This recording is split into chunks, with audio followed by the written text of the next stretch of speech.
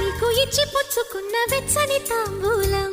అది ముద్దుగా మారి బుగ్గన చేరిన పుష్యమి నక్షత్రం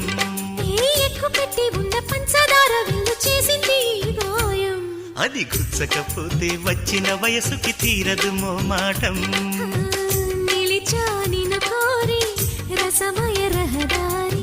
శుభమే సుకుమారి సొగసుకి ప్రతిసారి మదిలో